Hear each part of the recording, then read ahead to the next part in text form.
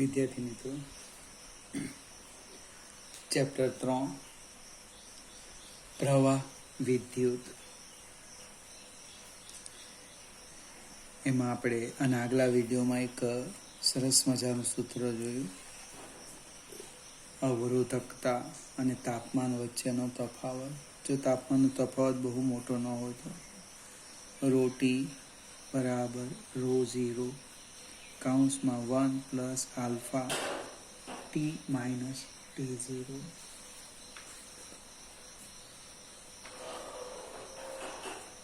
હવે એક સ્ટેપ આગળ જઈએ. રોની જગ્યાએ R લખી દેવો તો આ સ્ટેપ આવશે. RT બરાબર R0 કૌંસમાં 1 plus alpha T minus T0. T0 સંદર્ભ તાપમાન અને સંદર્ભ તાપમાને અવરોધ, અવરોધકતાનો તાપમાન ગુણાંક.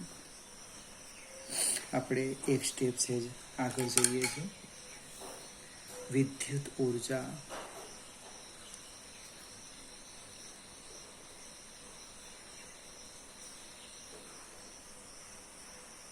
અને પાવર, પાવર એટલે કાર્યત્વરા. એકમ સમયમાં થતું કાર્ય એને પાવર કહેવાય. મારી પાસે એક વાહક તાર છે, આ રીતના જોઈએ.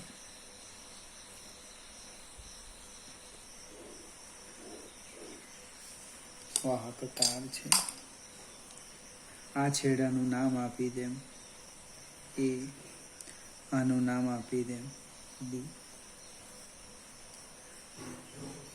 A થી B તરફ વિદ્યુત પ્રવાહ I વહે છે. A થી B તરફ વિદ્યુત પ્રવાહ I વહે છે. A પાસે વિદ્યુત સ્થિતિમાન VA અને B પાસે વિદ્યુત સ્થિતિમાન VB છે. પ્રવાહ I થી V વહે. બને આપણે વર્ણન જરા લખી દઈએ આકૃતિનું. આકૃતિમાં એક વાહક તાર AB દર્શાવ્યો છે. પ્રવાહ A થી B વહે છે તથા A અને B બિંદુ પાસે વિદ્યુત સ્થિતિમાન કેટલું છે? VA અને VB છે. જે આકૃતિમાં દર્શાવ્યું એ લખી દીધું. પ્રવાહ A થી B વહે. બને પ્રવાહ A થી B તરફ વહે માટે લખાય VA ગ્રેટર ધેન VB. વધુ સ્થિતિમાનથી ઓછા સ્થિતિમાન તરફ પ્રવાહ વહે તે VA ગ્રેટર ધેન VB. એટલે કે વિદ્યુત સ્થિતિમાનનો તફાવત, પોટેન્શિયલ ડિફરન્સ V બરાબર VA minus VB. VA minus VB. એક સ્ટેપ આગળ વધીએ. ધારો કે T સમયમાં વાહકમાંથી Q કુલમ વિદ્યુતભાર પસાર થાય છે. ધારો કે વાક્ય રચના જોજો. T સમયમાં અથવા ડેલ્ટા T સમયમાં, તમને જે યોગ્ય લાગે તે T લખો અથવા ડેલ્ટા T લખો. સમયમાં વાહકમાંથી Q કુલમ વિદ્યુતભાર પસાર થાય છે. હવે આ જે Q કુલમ વિદ્યુતભાર છે એની આ બિંદુ પાસેની ઉર્જા અને આ બિંદુ પાસે ઉર્જા લખીએ. વાક્ય રચના જોજો. એ બિંદુ પાસે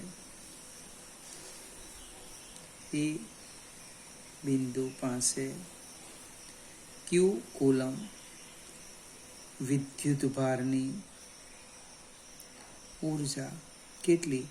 તો કે ક્યુ વીએ. એક કુલમ વિદ્યુત ભારની વીએ, તો ક્યુ કુલમની કેટલી? ક્યુ વીએ. બી બિંદુ પાસે ક્યુ કુલમ વિદ્યુત ભારની ઉર્જા કેટલી? તો કે ક્યુ વીબી. એનો અર્થ એવો થાય કે ઉર્જા, સ્થિતિ ઉર્જાનો તફાવત,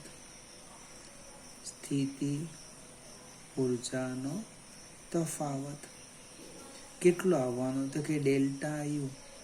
અંતિમ સ્થિતિ ઉર્જા ઓછા પ્રારંભિક સ્થિતિ ઉર્જા. અંતિમ એટલે બી પાસે અંતે પહોંચે, તે એથી શરૂ કરે, એટલે આમ પણ ચાલે. યુબી, એફ ની લખવું હોય તો અંતિમ સ્થિતિ ઉર્જા એટલે યુબી, અને અહીંયા યુ એ લખી દઉં, અને આ પણ લખી શકાય. હવે યુબી અને યુએ મને ખબર છે. ક્યુ વીબી માઇનસ ક્યુ વીએ. ક્યુ બહાર કાઢી લઈએ. VB minus V. હવે ક્યુને આમ લખી શકાય. જો ક્યુ અહીંયા રફ કામ કરું તો લખી દઈએ બાજુમાં. ટી સમય માટે ક્યુ કુલમ પ્રવાહ પસાર થાય, એટલે આઈ બરાબર ક્યુ બાય ટી. એનો અર્થ થાય ક્યુ બરાબર આઈ ટી. આ કિંમત આમાં મૂકીએ તો જો સ્થિતિ ઉર્જાનો તફાવત delta you is equal to I T અથવા આઈ ડેલ્ટા ટી વીબી માઇનસ વીએ.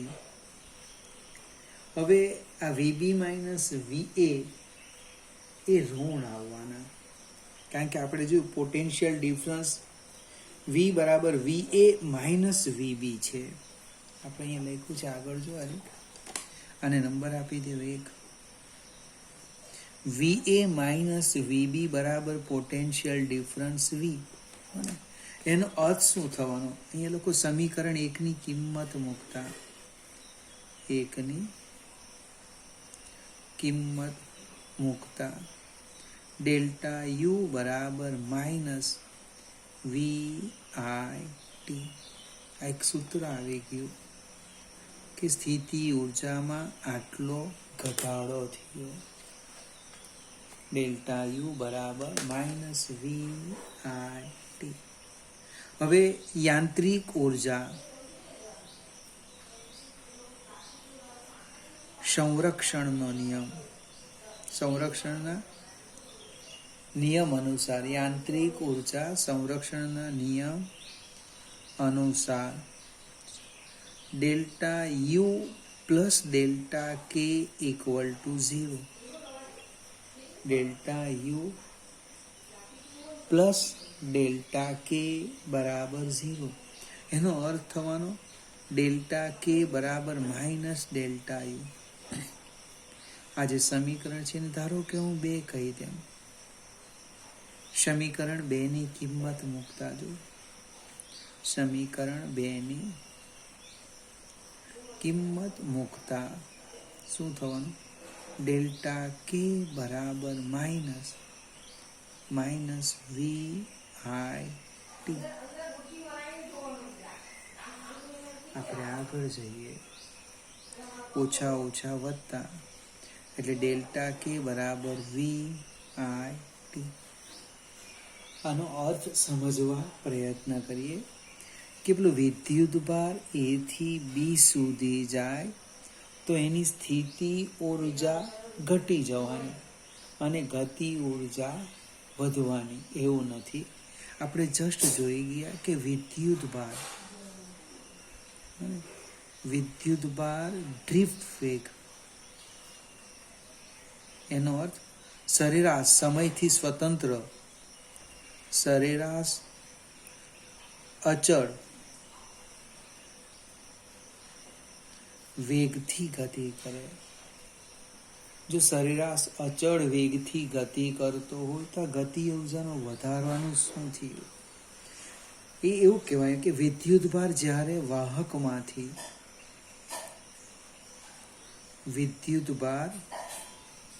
વાહકમાંથી ફરીથી સમજાવ, ડ્રિફ્ટ વેગ એટલે અચળ વેગથી ગતિ કરે. જો અચળ વેગથી એ ગતિ કરતો હોય તો ગતિ ઉર્જા અચળ રહેવી જોઈએ, ડેલ્ટા કે 0 આવવો જોઈએ. પણ એવું થતું નથી. એની સમજૂતી આપવાની કે વિદ્યુતભાર વાહકમાંથી પસાર થાય ત્યારે તે આયનો સાથે અથડામણ અનુભવે, સંઘાત અનુભવે. આ દરેક અથડામણ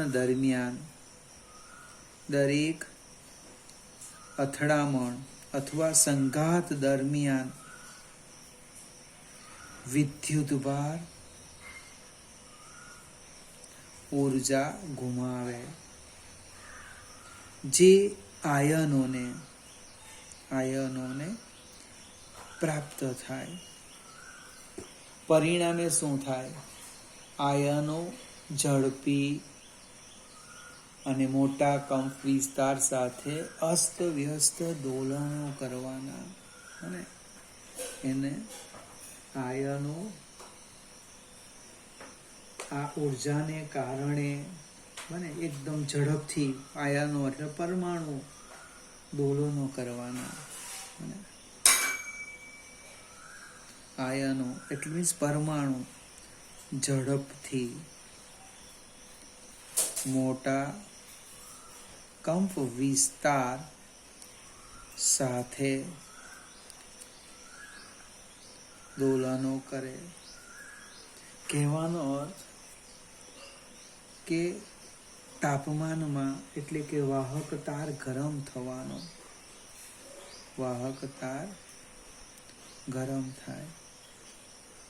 એનો અર્થ વિદ્યુતભારે ગુમાવેલી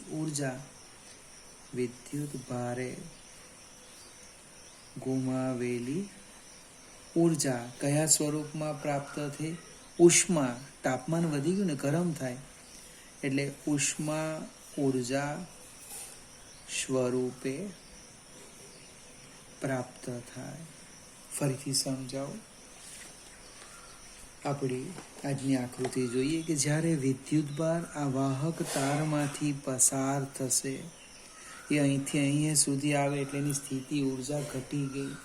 એ જે ઘટાડો છે એ આયનો સાથેના અથડામણ દરમિયાન એ ગુમાવે, એટલે એ ઉર્જા આયનોને પ્રાપ્ત થાય. પરિણામે એ મોટા કંપ વિસ્તારથી ઝડપથી અસ્તવ્યસ્ત દોલનો કરવાનું, અને અસ્તવ્યસ્ત દોલનો સાથે સંકળાયેલી ઉર્જા, એને નામ આપણે આપેલું યાદ હોય તો ઉષ્મા ઉર્જા. એટલે વિદ્યુતભાર જે ઉર્જા ગુમાવે એ આપણે કયા સ્વરૂપમાં પ્રાપ્ત થાય? ઉષ્મા ઉર્જાના સ્વરૂપે પ્રાપ્ત થાય. સેજ આગળ જઈએ. આનો અર્થ એવો થવાનો કે વાહકમાંથી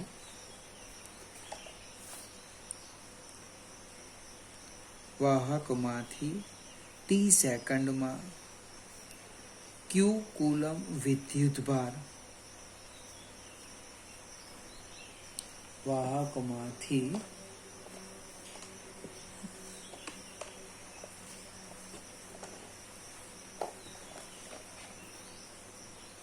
ટી સેકન્ડમાં ક્યુ કુલમ વિદ્યુતભાર પસાર થાય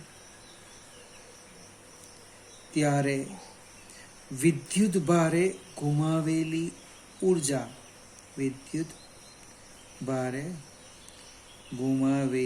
ઉર્જા અથવા એ ન લખવું હોય તો પ્રાપ્ત થતી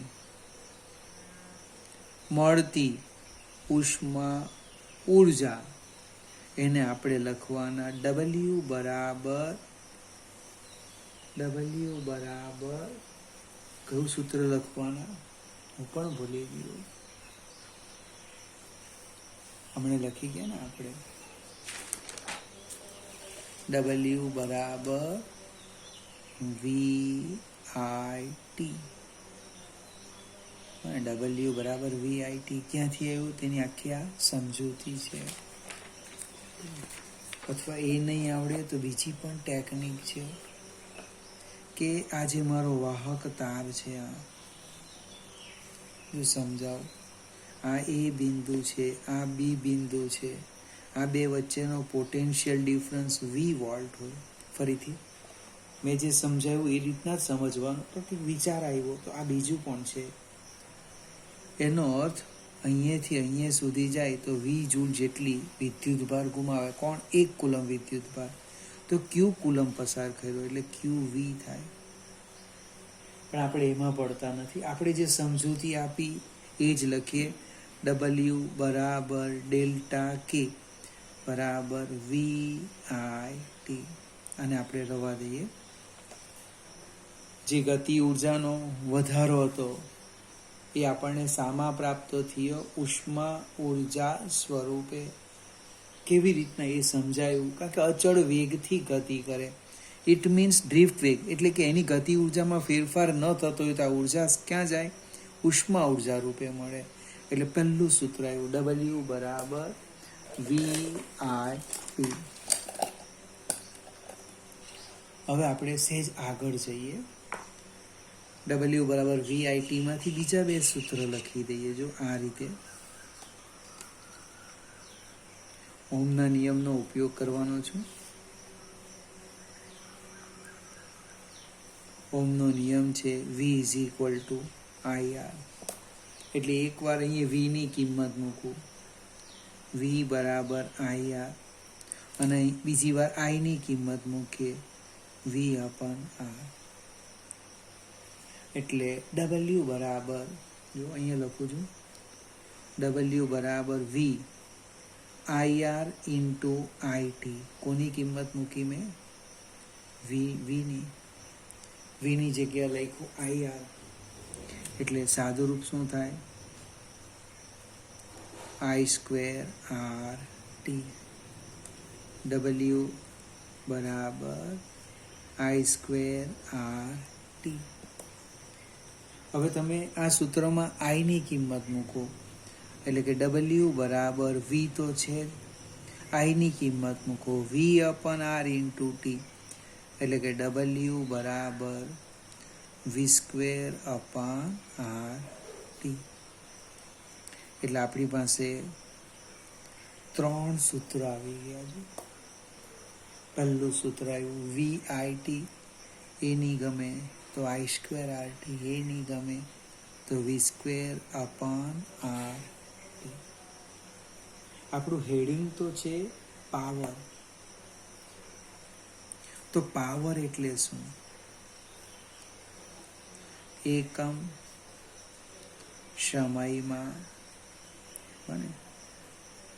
એકમ સમયમાં વપરાતી વિદ્યુત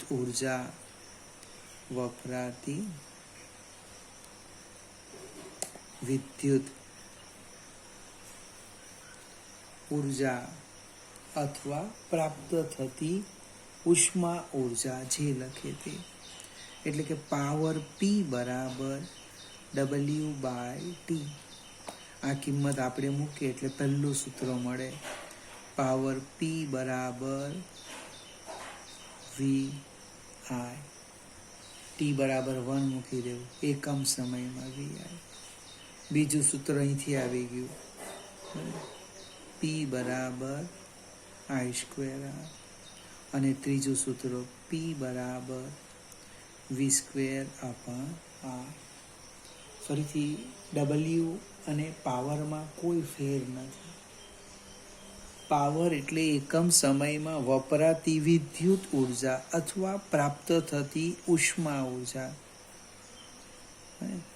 જ્યારે W એ T સમયમાં વપરાતી વિદ્યુત ઉર્જા અથવા પ્રાપ્ત થતી ઉષ્મા ઉર્જા. પાછો એક પ્રશ્ન ઉદ્ભવે, આ જો ઉર્જાનો વ્યય થતો હોય, ઘટતી જતી હોય, તો એને ઉર્જા ક્યાંથી મળે? તો કે બાહ્ય ઉદ્ગમ સ્થાનમાંથી. અને ઉદાહરણ તરીકે આપણે એક લઈએ, મારી પાસે આ વિદ્યુત કોષ છે, વિદ્યુત રાસાયણિક કોષ છે. આ એનો ધન ધ્રુવ છે, આ ઋણ ધ્રુવ છે. એને આપણે એક આવા બાહ્ય વાહક તાર સાથે જોડી દઈએ, પ્રવાહ આમ જાય. તો આ વિદ્યુત પાસે જો ઉર્જા ઘટતી જતી હોય તો આવે ક્યાંથી? તો અહીં રાસાયણિક ઉર્જાનું વિદ્યુત ઉર્જામાં રૂપાંતર થાય. જ્યાં સુધી રૂપાંતર થશે ત્યાં સુધી આપણને એ ઉર્જા પ્રાપ્ત થશે. હવે એ ઉર્જાનો તમે કેવો ઉપયોગ કરો? બલ્બ હોય તો આપણે લઈએ, ધારો કે હું બલ્બ લખી દઉં, તો એ શું આવે? વિદ્યુત ઉર્જાનું પ્રકાશ ઉર્જામાં. હીટર લખી દેવું તો કે વિદ્યુત ઉર્જાનું ઉષ્મા ઉર્જામાં. પંખો લખી દો, વિદ્યુત ઉર્જાનું લખી દેવું કઈ ઉર્જામાં? ગોળ ગોળ ફરે એટલે જે ઉર્જા આવે તે યાંત્રિક ઉર્જામાં. આપણે સૌથી વધારે ઘણા બધા મિત્રો આનો બહુ ઉપયોગ કરે. ઇલેક્ટ્રિક ઇસ્ત્રી, ઇલેક્ટ્રિક ગીઝર, પછી રસોઈમાં પણ બનાવવા માટે આ સાધન આવે ને ઇલેક્ટ્રિકનું, એટલે આનો આપણે વધારે ઉપયોગ કરીએ. હવે પ્રશ્ન કયો છે તેની વાત કરો. વિદ્યુત ઉર્જાનું ઉદ્ગમ સ્થાન આપણે કોમન ચર્ચા કરતા છે. થિયરી મારી પૂરી થઈ ગઈ છે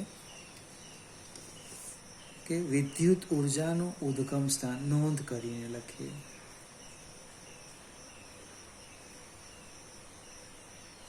ઉદ્ગમ સ્થાન અને ઉપયોગ જ્યાં એનો થાય એ બે વચ્ચે ખૂબ મોટું અંતર છે. વિદ્યુત ઉર્જા જ્યાં ઉત્પન્ન થાય ત્યાં અને એનો જ્યાં ઉપયોગ કરવાનો છે એ વચ્ચેનું અંતર ખૂબ વધારે છે.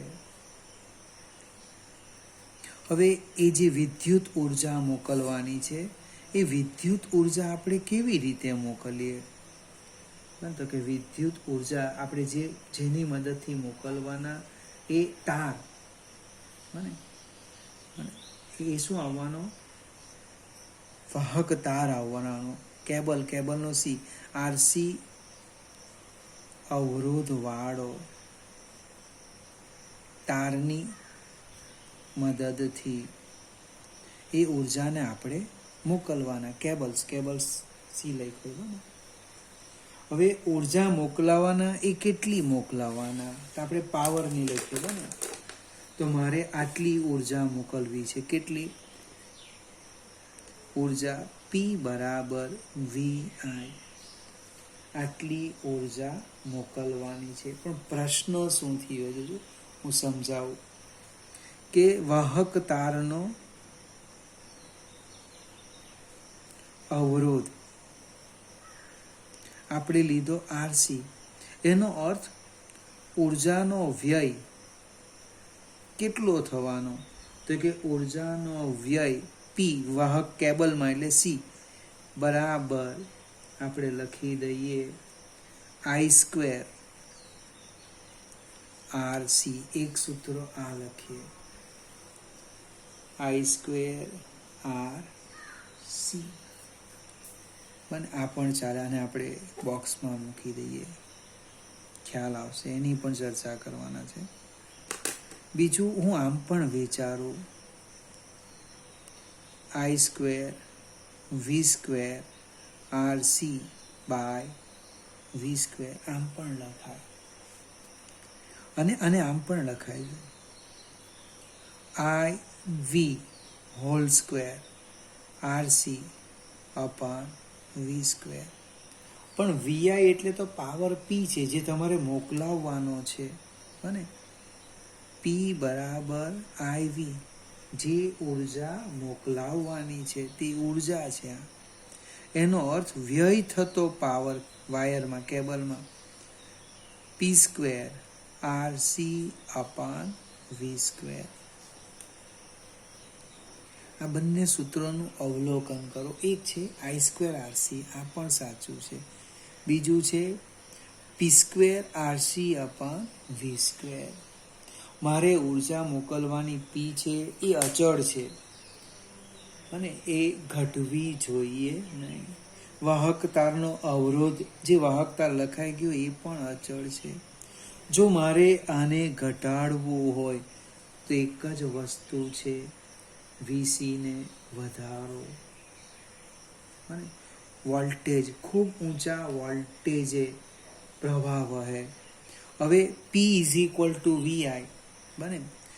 PC ઘટાડવા માટે, જો PC ઘટાડવા માટે આપણે શું કરવાના, જે શબ્દ લખવો હોય તે V વધારો, ખૂબ ઊંચા વોલ્ટેજે પ્રવાહ પસાર કરો બને, અથવા I ઘટાડો.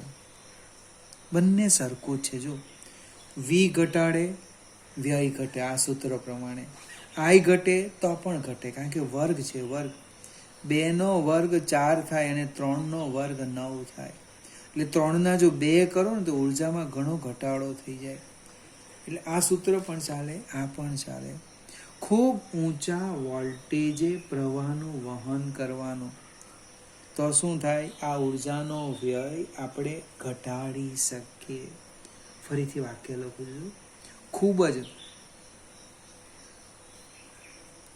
ઊંચા વોલ્ટેજે પ્રવાહનું વહન કરવાનું, તો શું થાય, ઉર્જાનો વ્યય 0 તો નહીં થાય, ઉર્જાનો વ્યય ઘટાડી શકાય. મિત્રો, આપણને કરંટ ખરેખર નથી લાગતો, વોલ્ટેજ લાગે છે. ધક્કો, આંચકો લાગે છે. ખૂબ મોટો વોલ્ટેજ પસાર થતો હોય, ત્યાં લખેલું હોય, તમે જો રસ્તામાં ખૂબ છૂટા છૂટા તાર હોય, મેઇન લાઈન જતી હોય અને ત્યાં સ્પેશિયલ નોંધ આપેલી, આનાથી દૂર રહેવું, એને અડકાય નહીં, ટચ નહીં થાય. એ વોલ્ટેજ આપણા ઘરમાં પણ નહીં આવે. પણ આપણા ઘર નજીક આવે એ પહેલાં શું કરવામાં આવે, એક ટ્રાન્સફોર્મર લે, જે વોલ્ટેજને ઘટાડી દે, ખૂબ ઘટાડી દે. એટલે આપણા વાયરિંગને નુકસાન થતું નથી. ઇલેક્ટ્રિકલ ઉપકરણને કોઈ પણ પ્રકારનું નુકસાન થતું નથી. કારણ કે આપણા ઇલેક્ટ્રિકલ ઉપકરણ લો વોલ્ટેજના 250 વોલ્ટ બોલીએ, અને જે મેઇન લાઇનમાં આવે કેટલો 11,000 વોલ્ટ આવે. કેમ તો કે જેમ V વધારે હોય તેમ ઉર્જાનો વ્યય ઘટી જાય. ફરીથી આપણે જ્યારે પણ ક્લાસમાં મળીશું ત્યારે એની ચર્ચા કરીશું. કાલનું પેપર કે કદાચ ઓગસ્ટમાં સ્કૂલ ચાલુ થઈ જાય તો નસીબદાર આપણે. ફરીથી આજની આ થિયરી, એટલે આપણી ચર્ચા ઓમનો નિયમ હતું, એની અંદર વચ્ચે ઉર્જા અને પાવર આવ્યું, એને જોઈ લીધું. હવે આ કોઈ 2 માર્ક્સની થિયરી નથી, પણ આનામાંથી ઓબ્જેક્ટિવ ઘણા નીકળે, એક્ઝામ્પલ માટેના સૂત્રો. અને પછી આજે છેલ્લી મેં ચર્ચા નોંધમાં સમજાવી, બી ખૂબ મજાનું, 2 માર્ક માટે પૂછી કાઢે.